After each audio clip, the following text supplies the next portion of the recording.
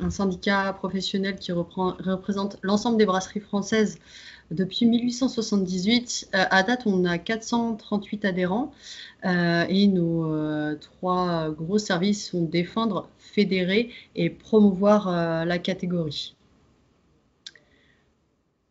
Vous avez les détails des services, donc tout ce qui est promotion et valorisation de la filière et de vous, les adhérents.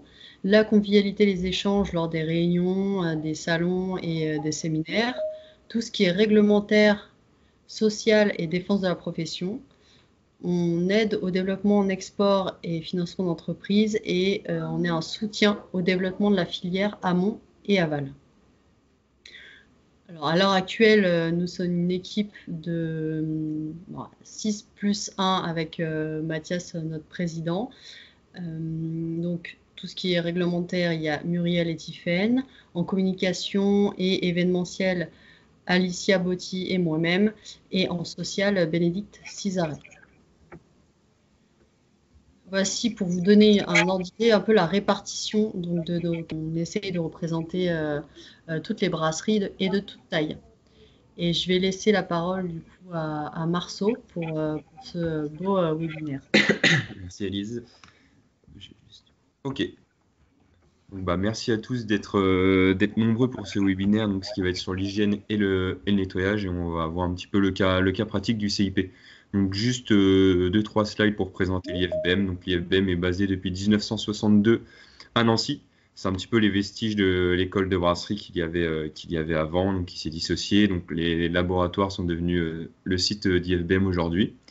Et l'autre partie de l'école est aujourd'hui l'ENSAIA, qui est une école en agroalimentaire, voilà, juste en face de chez nous.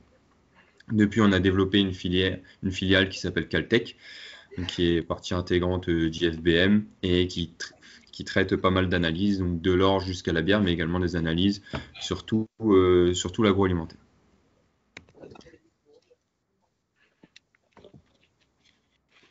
Donc concernant les prestations qu'on est capable de faire à l'IFBM, donc on fait pas mal d'analyses pour tout ce qui est matière première jusqu'à la bière, donc que ce soit des analyses physico-chimiques, donc tout ce qui va être taux d'alcool, densité, extrait réel, pH, etc. pour votre bière, CO2, oxygène, mais également microbio.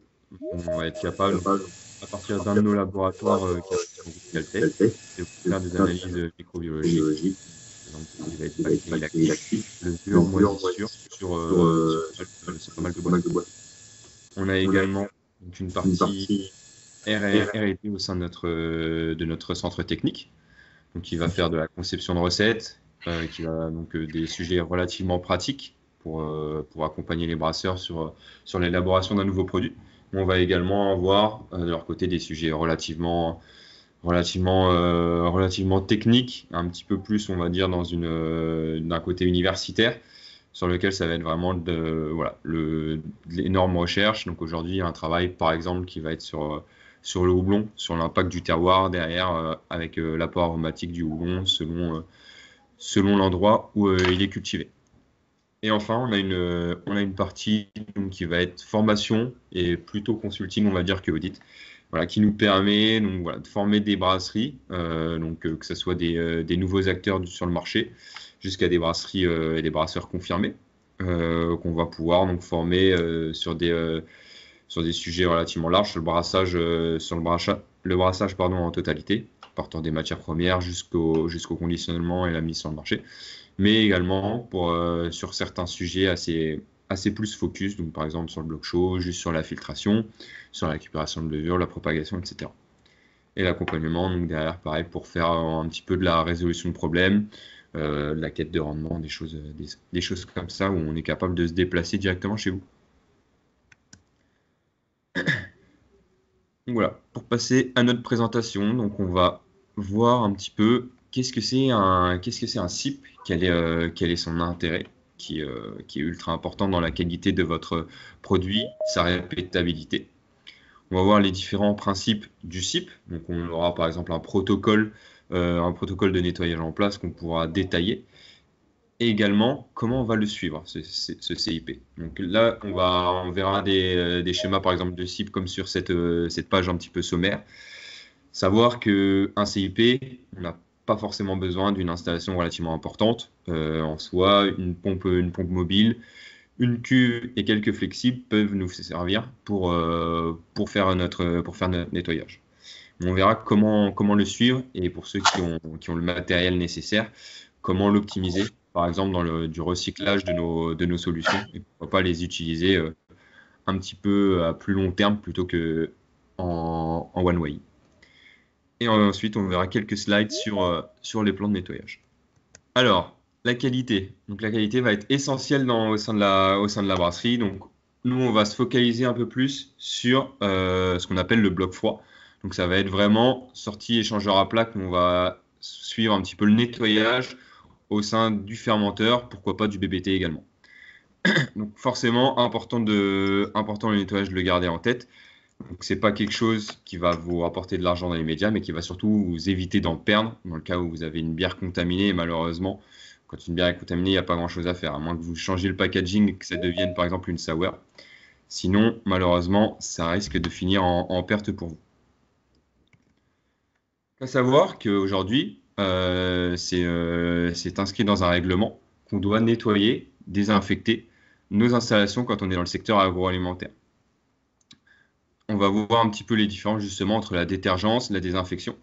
Le nettoyage, ça englobe un petit peu la totalité de ces différentes actions. La stérilisation, on ne l'évoquera pas parce que finalement en brasserie, on ne peut pas réellement la garantir. À part un environnement fût qu'on est capable de passer à la vapeur, on ne sera pas capable de garantir une stérilité à 100% dans un contenant. Donc type fermenteur, type soutireuse, où dans ces installations, c'est compliqué d'envoyer de la vapeur. Donc cette hygiène, elle va permettre donc d'assurer que nos denrées alimentaires derrière, elles n'impactent pas le consommateur. On a relativement de la chance dans la bière, on a plutôt des risques d'altérer le produit plutôt que de remettre en cause la santé du consommateur. Voici cette définition qui reprend un petit peu les différentes étapes qu'on va réaliser lors de notre SIP. On va souvent commencer par un prélavage qui va permettre d'éliminer par exemple les particules un petit peu solides, éliminer les premières traces de sucre en fait que contient encore votre bière qui resterait sur les parois du fermenteur, sur les parois de la soutireuse. Donc on va avoir une surface qui va être propre, normalement sortie pré-lavage, mais qui ne sera pas décontaminée, qui sera encore à laquelle on y aura encore présence de micro-organismes, par exemple, de spores, bien sûr. On va alors, après, passer à ce qu'on appelle la détergence. La détergence, pour le coup, va nous permettre d'éliminer toute la matière organique. Donc, on va éliminer une grande partie de tous les micro-organismes qu'on peut retrouver, des virus et des moisissures. Les spores, eux, elles vont avoir une viabilité relativement importante. On a de la chance qu'elle, malgré tout, malgré qu'elles puissent se retrouver présentes même à la sortie d'un protocole de CIP, l'environnement bière va vraiment freiner, va empêcher leur développement. Donc, elles sont potentiellement présentes, mais sans présenter de risque derrière dans le produit. On va ensuite passer à la désinfection. Donc la désinfection qui, elle, va avoir pour but de tuer vraiment les derniers micro-organismes qu'on peut retrouver dans l'environnement de notre installation. J'ai volontairement pour l'instant pas évoqué la détergence acide, j'étais plus sur la détergence basique, donc par exemple la soude. Les détergences acides, elles auront un second rôle, c'est dans le cas où on ait des dépôts qui se créent, donc des dépôts minéraux à la suite du passage à la soude, donc on verra un petit peu par la suite, qu'on soit capable de les éliminer, parce que ces dépôts minéraux vont être des petites zones d'intrusion pour toute forme à nouveau de micro-organismes en créant des porosités, qui peuvent être la source de biofilms et donc de contamination derrière dans la bière. Donc voici les définitions plus ou moins exactes de la détergence et de la désinfection. Donc notre détergence, objectif, éliminer toute la matière organique. Donc voilà, tout ce qui va être les sucres, les protéines, les graisses qui pourraient rester sur les parois de nos installations. L'objectif, c'est ces solutions, donc on ne s'en rend pas compte quand on achète par exemple une solution de soude qu'on va derrière diluer. À l'intérieur de ces solutions, on va retrouver beaucoup d'agents qui vont avoir des actions différentes. On va avoir des agents dispersants, des agents qui vont permettre de maintenir les salissures en suspension et de ne pas les faire précipiter pour que finalement elles s'agglutinent à nouveau dans le bas du fermenteur et se recollent aux parois, qui vont permettre du coup d'optimiser notre nettoyage. Ensuite, on aura l'étape de désinfection qui, elle, aura plutôt un intérêt, donc éliminer vraiment les derniers micro-organismes qu'on retrouvera pour avoir une zone propre mais absolument pas stérile. Et pour revenir à la détergence à acide, comme je vous ai dit, ça va être l'élimination des matières minérales, donc des dépôts calcaires. Si par exemple vous avez une eau dure, que vous adoucissez ou non pour le process de brassage, à savoir que le calcaire, c'est plutôt désiré pour faire un produit bière. Mais par contre, voilà, la contrepartie d'une eau relativement dure, c'est que derrière, ça va nous laisser des dépôts. Et à ce moment-là, on pourra l'éliminer grâce à un détergent acide, donc souvent par exemple de l'acide nitrique, par exemple. On retrouvera également au cours de la fermentation des dépôts qu'on appelle le Bierstein qui vont se déposer. Parce que naturellement, on retrouvera finalement dans la bière, issue des ingrédients, des matières premières, on trouvera de l'acide oxalique. L'acide oxalique va être capable de réagir avec les ions calcium qu'on aura également dans l'eau et former donc des oxalates de calcium et qu'on appelle également plus communément le Bierstein.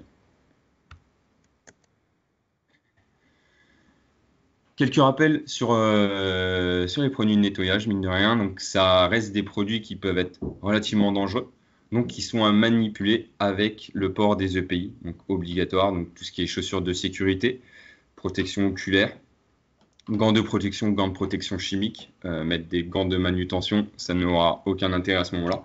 Donc voilà, être relativement vigilant. Les accidents peuvent vite arriver et pareil, avoir une certaine vigilance, par exemple si vous utilisez des flexibles, la moindre trace d'usure, voilà, faire attention quand on fait tourner un cipe, on utilise une pompe, on peut avoir ce qu'on appelle un petit peu des coups de bélier qui sont amenés à fragiliser les tuyaux. Et voilà, ça serait quand même un petit peu inopiné qu'au moment d'un cycle de soude, pile quand vous passez à côté, malheureusement, le flexible vienne à lâcher. Donc, vous rappelez également qu'il y a une réglementation concernant le stockage de tous les produits chimiques. Vous pourrez trouver pas mal de documentation là-dessus auprès de l'INRS, donc notamment sur le fait de stocker ces produits chimiques au-dessus de bacs de rétention. On a donc une réglementation. Donc si on stocke uniquement un seul contenant, on devra avoir un bac de rétention sur lequel sera pesé son contenant, qui sera égal à 100% du volume de solution qui est reposé dessus. Dans le cas où on pose sur le même bac de rétention plusieurs bidons de solution, à ce moment-là, le bac de rétention, lui, devra représenter 50% du volume total supporté et également représenter finalement 100% minimum au minimum 100% du plus gros contenant. Donc ici, vous avez deux exemples qui vous sont proposés pour clarifier un petit peu ce point. Faites attention également sur le stockage de ces produits. On sépare par bac de rétention les produits acides des produits basiques. Concernant toujours la sécurité, en plus des UPI, on vous précommande souvent d'avoir pourquoi pas une douche de sécurité, mais également les petits produits qui vous permettent de vous rincer les yeux relativement rapidement après une potentielle projection au niveau oculaire. Donc faire bien attention, identifier ces solutions. Une qui va être contre les aspersions à partir de produits basiques et également un flacon concernant les produits acides. Toujours dans la sécurité, il est également pas mal recommandé de garder les fiches sécurité de ces produits, un petit peu répertoriées dans un classeur pour vous permettre, en cas d'un incident, que les premiers secours puissent intervenir et avoir de réelles informations sur la composition des produits qui ont été potentiellement projetés sur un de vos collaborateurs, un de vos collègues. Concernant ces produits aussi, il est intéressant de mettre en place finalement à chaque arrivée d'une nouvelle personne au sein de la brasserie une mini formation. Ça peut tenir en quelques slides, en vraiment un petit quart d'heure, juste voilà pour mettre au courant ce nouvel opérateur, cette nouvelle personne, qu'elle va être amenée à employer des produits chimiques, que si c'est fait avec le port des EPI, en connaissance de cause des risques que cette personne va prendre en lançant par exemple ses nettoyages, que si elle est formée, elle sera plus amène de faire ces nettoyages et de les faire dans des conditions optimales sans mettre en danger à la fois sa santé mais également celle de ses collègues. Pareil, pourquoi pas tout simplement un moyen de prévenir, d'avertir ses collaborateurs qu'un nettoyage est en train de se faire, que c'est peut-être une zone autour de ce fermenteur en question ou de cet outil par exemple de soutirage qui actuellement, moins on s'en rapproche mieux.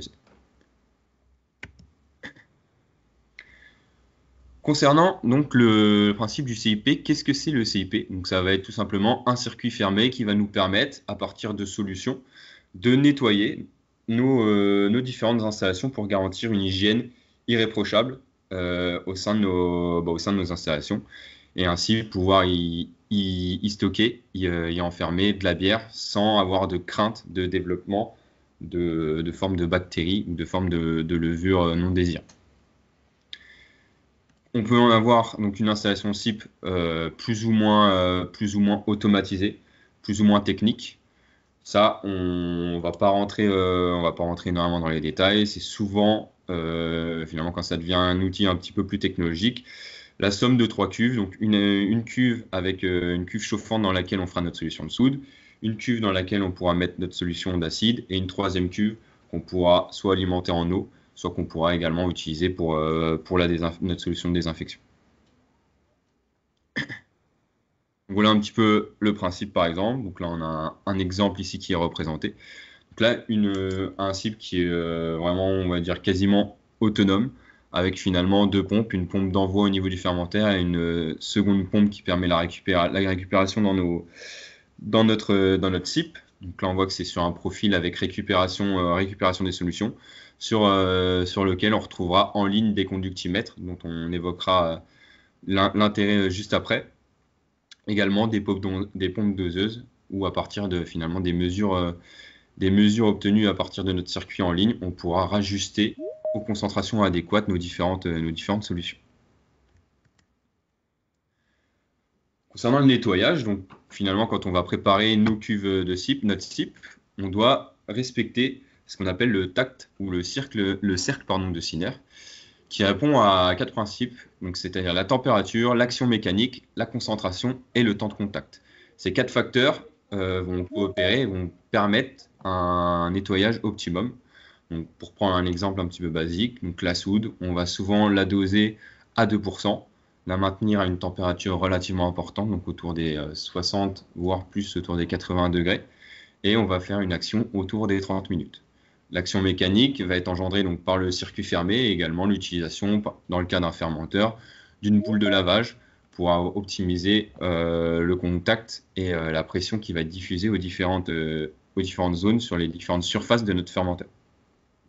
Donc ces 4 facteurs doivent être appliqués. Si par exemple vous êtes en train de vous nettoyer votre fermenteur et que vous, pour optimiser un petit peu le nettoyage, êtes sûr qu'il ne reste pas de zone de bras morts, de zones un petit peu floues au niveau de votre fermenteur, par exemple le dégustateur, vous pouvez être amené à le dévisser et à le mettre dans une solution de trempage. À ce moment-là, il n'y aura pas d'action mécanique, donc on pourra, pourquoi pas, soit augmenter un petit peu la concentration de notre solution dans un bac de trempage, augmenter le temps d'application pour un petit peu récupérer le fait que il n'y a aucune action mécanique qui est appliquée à notre nettoyage à ce moment-là.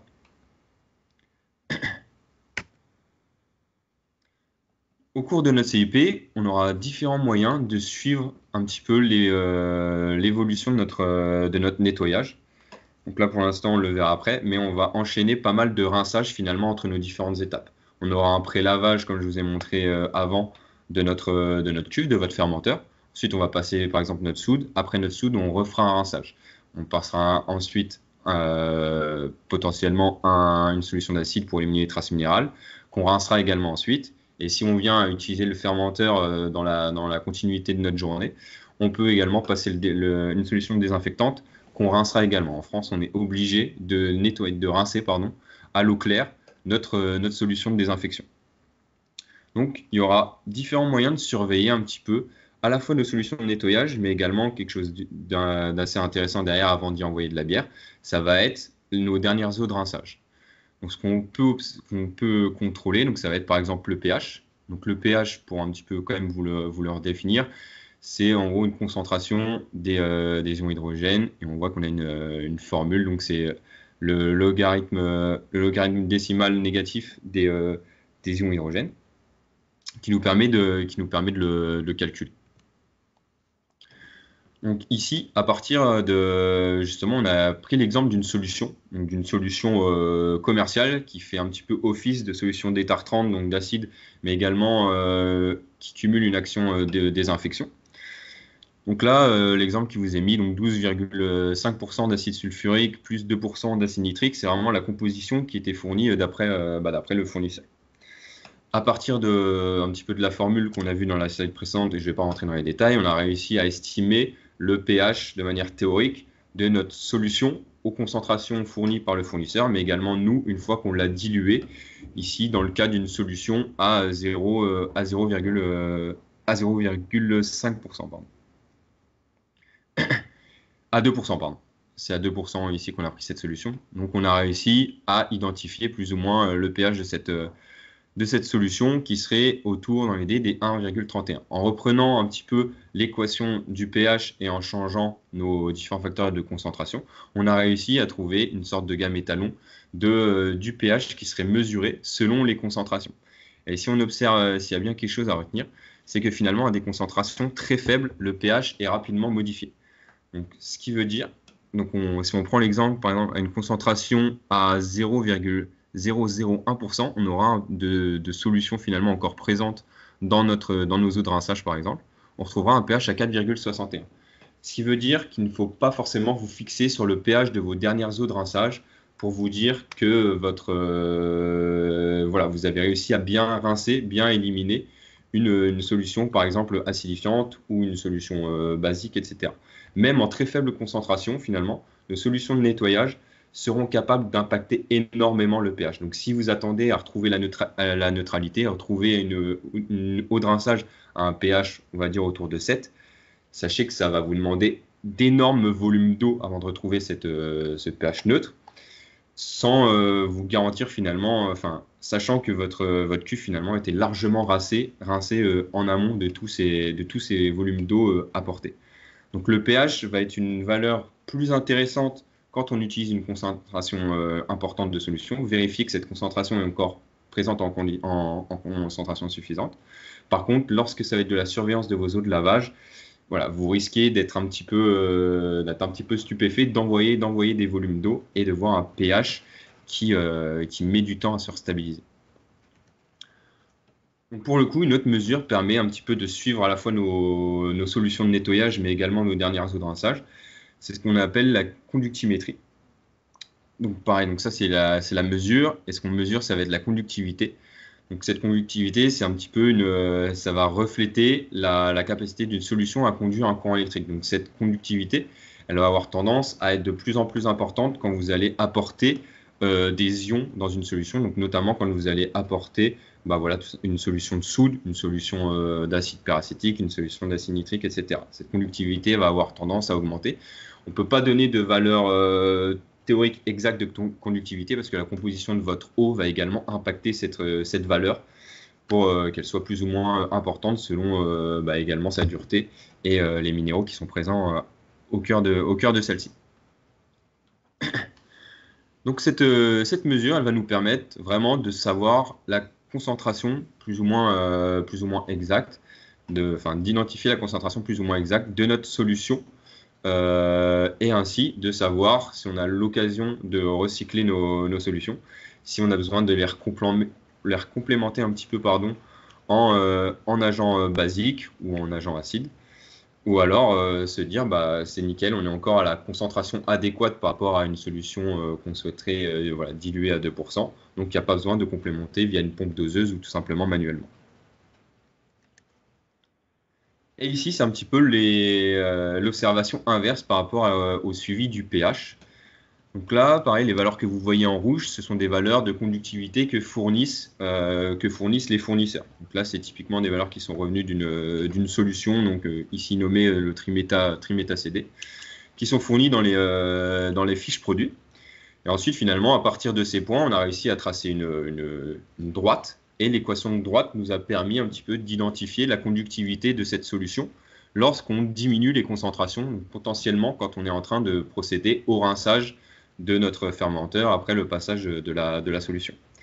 Et on voit que pour le coup, la conductivité, dès qu'on commence à être à des taux résiduels relativement faibles, diminue et de manière significative. Donc finalement, nous permet d'avoir une réelle visibilité sur notre rinçage sans envoyer des volumes d'eau trop importants, contrairement au pH où là, celui-ci serait extrêmement sensible même à des concentrations faibles.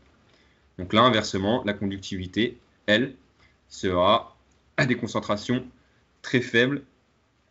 Elle restera relativement stable et donc sera déjà signe que vous avez largement rincé votre fermenteur. On voit que finalement, entre 0,01% et en diluant encore par 10 la concentration de solution, on est sur la même conductivité. Donc ça permet un réel suivi et d'optimiser vraiment les volumes d'eau de rinçage. Donc c'est quelque chose qui est souvent utilisé dans des SIP un petit peu plus élaborés, à savoir qu'un conductimètre, c'est un peu c'est le même ustensile qu'un pH mètre. C'est une petite électrode qui va vous permettre de mesurer une valeur à partir d'une solution. Donc c'est quelque chose qui peut être investi, pas forcément que ça soit installé en ligne par rapport à votre matériel de CIP, mais c'est quelque chose sur lequel vous pouvez investir vraiment pour suivre vos solutions de nettoyage, mais également vos dernières eaux de rinçage. Un point quand même concernant cette mesure de conductimétrie, c'est qu'elle rend compte de la concentration qui reste de la solution dans nos eaux de rinçage ou dans notre produit de nettoyage. Mais si on prend le cas de la soude, on n'est pas capable de mesurer l'efficacité de cette solution après utilisation, malgré qu'elle puisse rester conforme en termes de concentration. C'est-à-dire que notre soude, par exemple, elle va être capable un petit peu de se complexer et de perdre en efficacité si elle est combinée avec du CO2. À ce moment-là, elle se combine avec du CO2, sa concentration reste finalement malgré tout identique, mais elle n'aura plus d'efficacité concernant votre lavage. À ce moment-là, il y a une petite manipulation supplémentaire à faire, qui est ce qu'on appelle une titration, qui va vous permettre en fait tout simplement de justement mesurer l'efficacité, l'efficience de votre solution active de soude dans ce cas-là. À savoir, donc, on l'a vu, notre soude va se complexer avec du CO2. C'est pour ça qu'en amont d'un nettoyage entier, d'une détergence basique de notre fermenteur, par exemple, ce qu'on peut vous préconiser, c'est donc vraiment de faire un pré-lavage qui va déjà vous permettre, on l'a dit, d'éliminer les salissures les plus importantes, mais également qui va permettre de chasser le CO2. Et tout ce CO2 qui sera chassé de votre fermenteur, qui sera évacué avant l'utilisation de la solution de soude, ça sera toujours du CO2 qui ne se retrouvera pas dans votre solution et qui du coup la complexera pas et la permettra de la conserver efficace et efficiente. Donc d'autres moyens existent pour éliminer facilement ce CO2. Donc on l'a dit, faire des premières pulses, des premiers lavages avec de l'eau claire qui sera directement éliminée. On peut également envoyer de l'air comprimé qui va nous permettre de chasser le CO2, de l'air comprimé ou de l'azote. Et puis tout simplement bien ventiler, peut-être prendre le temps, ouvrir nos vannes de purge totale, ouvrir nos vannes de tirage au clair, dévisser le bon donneur dans le cas où on fait de l'isobar pour éliminer vraiment toute la pression résiduelle qu'on peut avoir dans le fermenteur. Et ainsi garantir une efficience derrière de notre solution de soude. À savoir que malgré tout, même quand on enverra la soude, on peut l'envoyer sous forme de pulse. Ça, c'est une forme d'action mécanique où on a observé que ça jouait sur l'efficience du nettoyage. Et ces premières pulses de soude vont être souvent directement éliminées, pas recyclées, parce que cette soude, malgré tout, trouvera un petit peu de CO2 résiduel et sera rendue un petit peu inefficace pour la suite du nettoyage. Concernant le suivi également de solutions type acide peracétique, c'est souvent une question qui est posée. Est-ce que ma solution d'acide PRA, je peux la conserver dans le temps?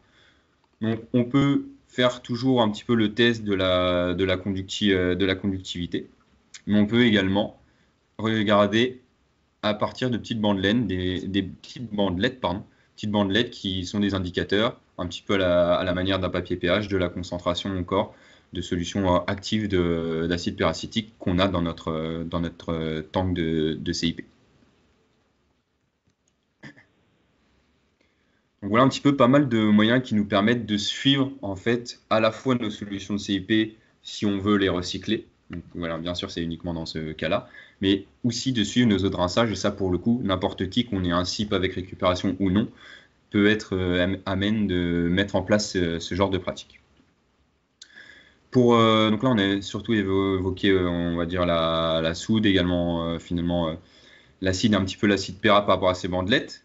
Concernant l'utilité de l'utilisation de l'acide, le détergent acide, son objectif, comme je vous l'ai dit, ça va être d'éliminer un petit peu les dépôts minéraux qu'on pourra observer dans notre cuve finalement après un nettoyage à la soude. C'est souvent un petit peu déstabilisant quand on passe un fermenteur à la soude. Si on a l'occasion d'aller vérifier à la fin du cycle de soude l'intérieur de notre fermenteur visuellement, souvent on observe un petit peu ces fameuses traces blanches type Bierstein, et on se dit mince, je suis en train de nettoyer mon fermenteur et finalement il paraît relativement sale. Donc ça c'est le fameux acide oxalique qui aura réagi avec le calcium qu'on va retrouver dans l'eau. On aura eu également une réaction en fait tout simplement avec le produit soude et le fait d'avoir chauffé de l'eau. En fait, à des températures ambiantes, le calcium et les carbonates qu'on peut retrouver dans l'eau n'ont pas à des températures ambiantes et un pH inférieur à 10 environ. On n'observe pas vraiment de précipitation importante de ces carbonates et de ces calciums l'un avec l'autre. Par contre, dès qu'on utilise une solution type soude qui va donc basifier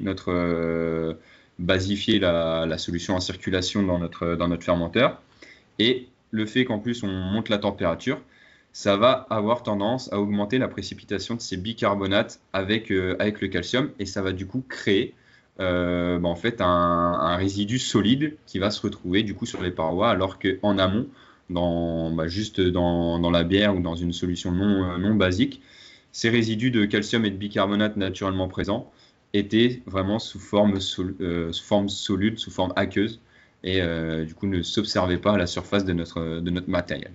Donc c'est à ce moment-là qu'on aura un intérêt d'utiliser un acide pour vraiment éliminer ces résidus minéraux. La qualité de l'eau va donc énormément jouer. Donc là où pour la soude, on va vous dire que finalement, après l'utilisation de l'échangeur à plaques, directement après avoir vidé votre fermenteur, après avoir fini d'utiliser la soude tireuse, l'enfuteuse, le passage à la soude sera obligatoire. Le passage à l'acide va réellement dépendre de la qualité, de la dureté de votre eau. Selon votre localisation, ça peut être plus ou moins périodique, tous les mois, donc finalement à chaque vidange de fermenteur, ou alors tous les 2 mois, voire plus. Donc si on reprend un petit peu notre CIP, notre nettoyage, comment on l'opère? Donc c'est vraiment ce pré-lavage qui est ultra important pour chasser le CO2, chasser finalement les gros résidus pour éviter de directement salir, souiller votre solution de nettoyage. On peut utiliser, comme je vous l'ai dit, du CO2, de l'azote pour vraiment chasser d'autant plus rapidement le CO2 résiduel dans le fermenteur. Derrière, on va participer à la détergence. Donc, comme je vous l'ai dit, nous, on préconise souvent l'envoi initial par pulse. C'est-à-dire, on va envoyer une petite pulse de soude pendant un petit moment, on va stopper. On va renvoyer cette pulse souvent 3 fois. Et ensuite, on éliminera cette première soude un petit peu résiduelle avant ensuite de lancer réellement notre première boucle, notre boucle de soude qu'on va faire tourner environ pendant 30 minutes à 2%.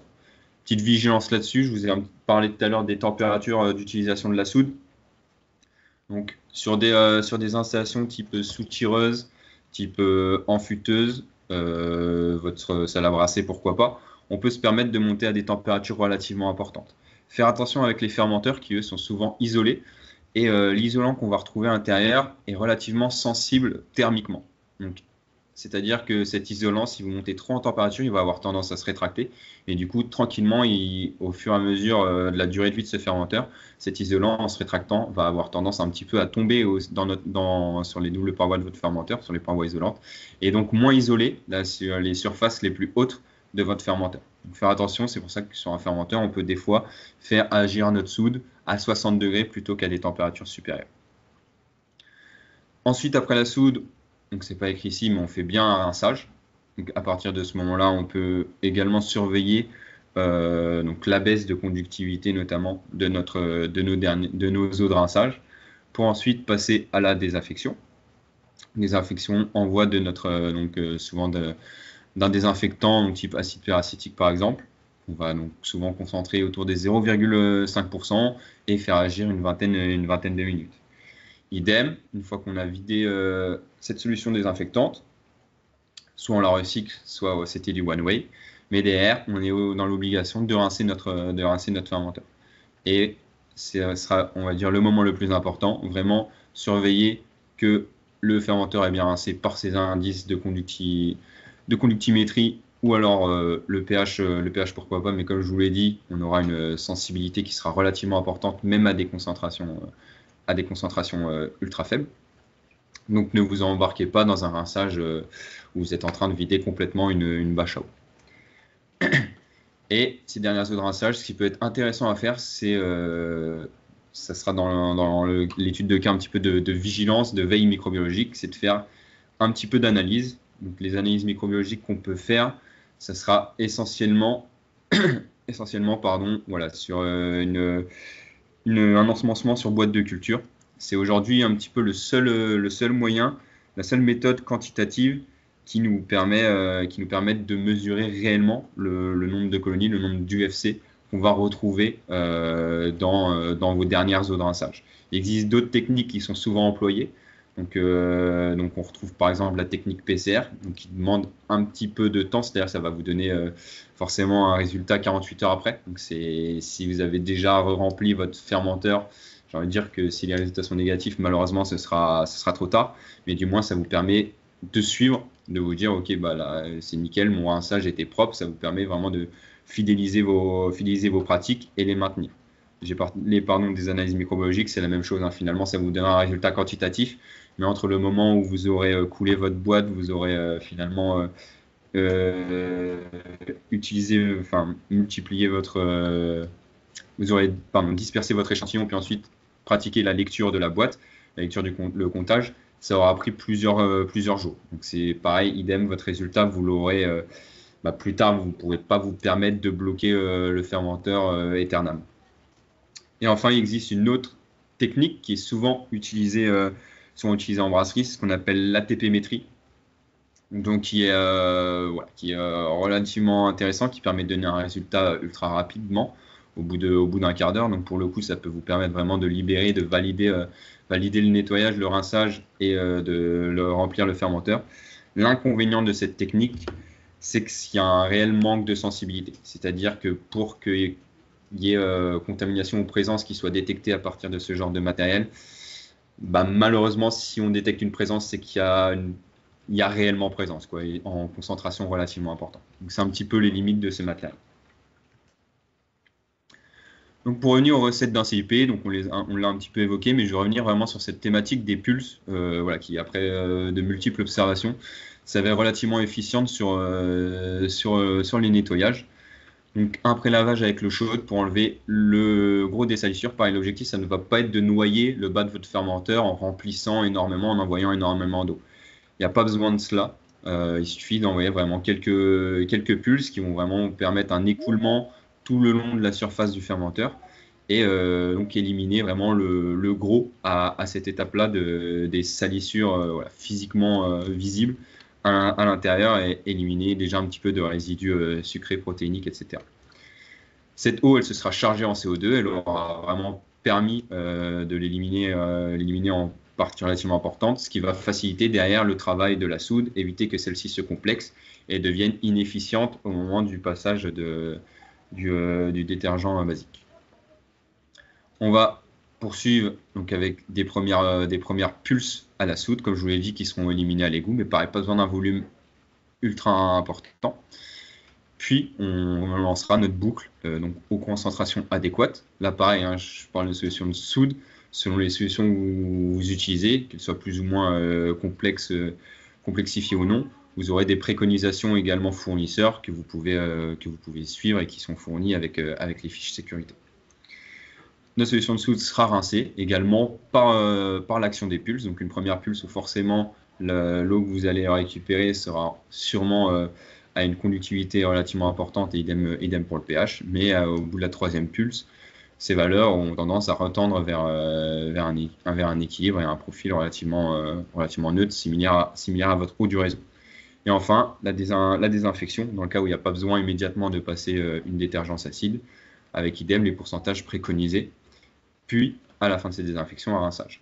Concernant le rinçage, qui est aujourd'hui donc obligatoire fin désinfection, voilà, le mieux étant donné que vous avez fait l'entièreté du protocole pour nettoyer et rendre le plus propre possible votre fermenteur, ça va être d'utiliser une eau stérile, ce qui n'est pas souvent facile à garantir. C'est pour ça que des fois, certaines brasseries font la désinfection, mais ne repassent pas par un rinçage, en ayant plus peur finalement de contaminer l'eau plutôt que garder quelques résidus d'acide peracétique, par exemple. Effectivement, l'optimum serait de rincer avec de l'eau stérile. Donc, soit que vous aurez été capable de chauffer en amont, environ à 80-85 degrés dans une bâche d'eau chaude pour à la fois la rendre plus ou moins stérile. Soit vous avez une petite lampe UV qui permet par radiation de stériliser cette eau, ou alors vous équipez de ce qu'on appelle des filtres stériles. Donc ça va être c'est des modules avec des porosités vraiment minimes, entre 0,2 et 0,5 micromètres, qui permettent vraiment de garantir une eau stérile en sortie de filtre. Donc là, on a vu un petit peu le côté hygiène, nettoyage, vraiment propre au CIP et finalement propre à nos installations, avec un petit peu un cas pratique sur le fermentaire qui est facile, on va dire, à illustrer, mais ça reste le même principe sur tout ce qui va se passer au niveau du soutirage. Le CIP, attention, c'est des pratiques qu'on fait vraiment quotidiennement lorsqu'on est au bloc froid, votre bloc chaud, vraiment votre salle à brasser en tant que telle, de la cuve d'empâtage jusqu'au whirlpool. Ce sont des nettoyages qui peuvent être réalisés en fin de semaine, en début de semaine selon votre planning, mais qui ne vont pas être répétés quotidiennement. Dès qu'on passe dans le bloc froid, et dans le bloc froid, j'inclus volontairement l'échangeur à plaques. Ces installations échangeurs à plaques, derrière tank de fermentation, tank de garde, soutirage, etc. Tout ça doit être vraiment nettoyé après utilisation immédiate, donc notamment au niveau de la détergence basique, rinçage et passage de soude obligatoire. Comme je vous l'ai dit, la désinfection sera réalisée vraiment juste en amont d'une utilisation avec produit bière. Donc pour revenir sur un plan de nettoyage qui est quelque chose qui est d'important à mettre en place relativement rapidement dans votre brasserie, que vous soyez porteur de projet en train de créer votre brasserie ou déjà finalement bien implanté, c'est bien que ces démarches soient déjà écrites noir sur blanc dans un registre, dans un template au sein de votre brasserie, pour qu'ensuite ce plan de nettoyage puisse être transmis sans difficulté aux différents collaborateurs qui forment votre équipe, et que chacun finalement ait les mêmes pratiques, que ce soit un tel ou un tel qui passe au nettoyage.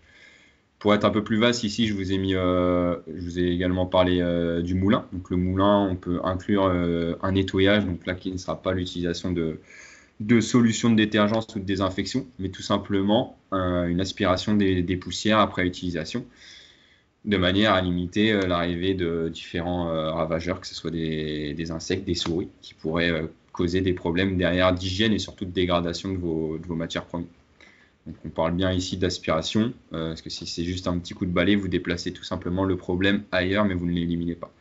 Et derrière, ici, on a remis un petit peu un plan de nettoyage qui peut être réalisé ici pour le bloc chaud. Donc avec la détergence alcaline par exemple, qui peut être complémentée avec un agent bulant, donc souvent pourquoi pas de l'eau oxygénée, donc notamment dans la cuve d'ébullition par exemple, où là vous allez avoir souvent par exemple tout ce qui est polyphénol, tout ce qui est tanin, et également matrice protéique qui peut avoir tendance à coller davantage dans cette cuve par la chauffe autour des 100 degrés. Et le plan de nettoyage, plus propre à ce qui se passe au niveau du bloc froid. Donc, comme je l'ai dit, avec l'échangeur à plaques, où là ça va être une détergence après chaque utilisation. Ce qui peut être intéressant dans l'échangeur à plaques, c'est que souvent on fait fonctionner le CIP dans un sens. Ce qui peut être intéressant, c'est essayer de planifier pareil. Le mardi, je le fais tourner à contre-courant. Le mercredi, je fais fonctionner le CIP de mon échangeur à plaques à courant, etc. Permet vraiment de nettoyer de manière optimale un petit peu les deux revers de l'échangeur à plaques, qui est souvent une zone grise et un petit peu la boîte noire de pas mal de contamination. Derrière, au niveau de nos cuves de fermentation, comme je l'ai mis, ici la détergence alcaline, elle peut, donc ça correspond à basique, elle va être également réalisée donc à chaque fois pour le cas de la cuve de fermentation, faire attention à l'élimination du CO2. Ici, c'est l'équation qui illustre un petit peu ce dont je vous avais parlé. En fait, votre solution du soude avec le CO2 présent, elle va un petit peu faire des carbonates de sodium, ce qui va être un composé solide, ça va entraîner une précipitation.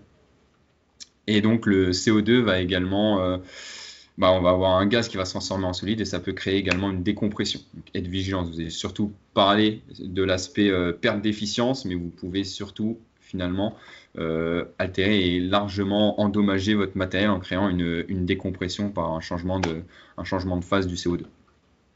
La détergence acide, voilà, à voir selon la dureté de votre eau, et souvent finalement un examen visuel permet déjà de donner des idées, même si des fois des formes minérales se créent sans que ça soit visible en macro. Donc c'est pas mal de mettre en place un plan de nettoyage où on dit voilà, toutes les temps de semaine, je passe malgré tout un détergent acide, et la désinfection, on en a parlé avant chaque remplissage. Un petit peu idem pour les soutiens.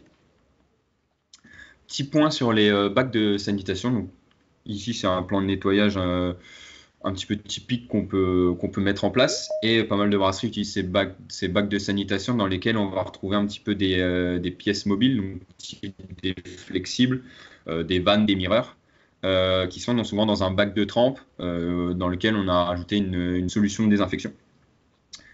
Donc, pour ma part, je mettrai un petit point de vigilance sur l'utilisation de ces bacs de sanitation qui montre l'inconvénient à mon goût de souvent être vu comme une solution de facilité, et des fois des outils, des filtres équerres, des vannes, des mirreurs sont balancés dans ces bacs sans avoir été nettoyés en amont et inclus au cycle de CIP Soude par exemple. Et du coup, ces bacs, étant donné qu'on les considère comme des petits bacs de désinfection, derrière, on va réinclure ce matériel, ces flexibles, ces vannes dans une boucle de désinfection avant le remplissage en bière. Mais finalement, ces outils n'auront potentiellement pas subi de traitement à la soude et donc de destruction organique des résidus de sucre protéique, de tanins qu'on pourrait retrouver à leur surface. Donc être attention, pour moi, c'est une très bonne idée si c'est vraiment maîtrisé et que le travail est très bien fait en amont. À partir du moment où effectivement c'est passé par le CIP soude, que ça a été rincé, que c'est mis à tremper dans ces bacs avant d'être inclus en boucle de désinfection avant la mise en bière, à ce moment-là, il n'y a pas de souci. Et pareil, un autre point sur ces bacs, c'est vraiment la vidange et finalement l'émission d'une nouvelle solution désinfection. Voilà, de manière fréquente, des fois c'est un petit peu le bac qui n'est jamais changé, ou la solution n'est jamais changée, et à ce moment-là, ça perd tout l'intérêt de cette solution. Donc voilà, point de vigilance. On en parle, on voit ici un petit peu pour illustrer. Donc pareil, essayer de faire immerger entièrement les différents outils qu'on est amené à y plonger. Et voilà, maintenir le remplacer au moins chaque semaine, et que ça soit plus ou moins planifié au niveau du plan de nettoyage. Pareil, ça fait partie du nettoyage, mais là on va être un petit peu plus succinct. Donc ça va être sur le nettoyage finalement extérieur de votre outil de production, de votre plateforme. Donc l'extérieur des tanks, ça fait toujours plus joli quand on arrive dans une brasserie où les tanks sont relativement brillants. Mais plus que ça va être également tout simplement le sol qui va être garant. Si vous avez un sol propre, bien nettoyé, sans eau stagnante, des belles pentes, etc., vous limitez d'autant plus les risques de prolifération de bactéries, etc. Et vous garantissez une qualité à votre produit également derrière qui sera optimisée. Donc voilà un exemple ici de tableau donc très succinct qui est intéressant à mettre en place de manière hebdomadaire, mensuelle pour les différents nettoyages, et que ça soit complété par les opérateurs, et surtout que ça soit vraiment rempli pour avoir un vrai suivi et qu'il finalement il n'y ait pas de contretemps qui ait lieu ou de nettoyage qui soit passé un petit peu à la trappe. Donc ça derrière, à vous de trouver les solutions qui pour vous sont les plus efficaces pour garantir un réel suivi des nettoyages. Donc aujourd'hui sur ce support, c'était vraiment l'intérêt du CIP. On a un petit peu, de manière très rapide, évoqué le recyclage des solutions. C'est quelque chose que, par exemple, on a mis en place récemment à l'IFBM avec l'utilisation d'un SIP bien optimisé dernièrement, et voilà, qui nous permet de limiter nos dépenses en achat de solutions de nettoyage, mais forcément qui se répercute dans l'achat initial du CIP. Donc on se doute bien que c'est pas du matériel sur lequel vous travaillez forcément. Mais ce qui était intéressant par voir un petit peu les différentes méthodes et les différents moyens de faire un suivi de CIP en incluant la conductimétrie et le pH, c'était aussi le moyen de surveillance par rapport à vos eaux de rinçage et vous mettre quand même le haut là sur le fait que si vous voyez, si vous identifiez un petit peu vos dernières eaux de rinçage via une mesure de pH, ne soyez pas étonné que le pH ne vous paraisse pas conforme malgré l'utilisation de beaucoup d'eau au moment du rinçage. Et pareil pour tout ce qui est conservation, par exemple, de solutions de peracétique, on ne sait jamais trop. Pour moi, le meilleur indicateur, ce sera vraiment ce côté conductivité, mais également l'utilisation de bandelettes qui sont à moindre frais pour suivre un petit peu vos solutions d'acide peracétique et de désinfection. Donc notre nettoyage, c'est quelque chose qui va garantir la qualité de votre produit. Faites attention, c'est souvent malheureusement ultra facile d'avoir une image de la qualité de nos bières qui se détériore rapidement suite à une seule potentielle contamination, ce qui arrive dans chaque brasserie. C'est pas une honte d'avoir une fois une contamination dans sa brasserie, ça peut arriver. Et le tout, c'est juste de ne pas se voiler la face et d'essayer de prendre derrière à bras de corps le problème pour l'éliminer au plus vite. Mais juste voilà, une bière contaminée, malheureusement, le client s'en rappelle et c'est beaucoup plus compliqué derrière de redorer son image. Donc ce qui était également mis en avant, c'est essayer de mettre en place vraiment un plan de nettoyage que, à nouveau, même si vous êtes que 2 personnes, par exemple, à travailler sur l'outil de production, le jour où vous n'êtes pas là, que l'autre personne soit capable de travailler en autonomie avec les bons protocoles que vous avez mis en place et qui vous ont apporté un résultat satisfaisant. Et enfin, un dernier petit point en guise également de conclusion. On a parlé vraiment du nettoyage au niveau de la plateforme, de votre plateforme de production, de votre espace de production. Le nettoyage inclut également la vie courante et finalement tout l'espace collaboratif de votre entreprise au sein de votre brasserie. C'est-à-dire que finalement les salles de repas, les salles de pause, les toilettes, etc. C'est également des zones dans lesquelles il est important de maintenir l'hygiène et finalement que ça ne soit pas une même personne qui soit consacrée à ça quotidiennement alors que ses fonctions dans la brasserie ne sont pas de nettoyer la salle de pause tous les jours. Donc l'hygiène passe également par là et un espace de travail collaboratif propre, ça donne d'autant plus envie de travailler et de maintenir l'hygiène au niveau de l'espace de production.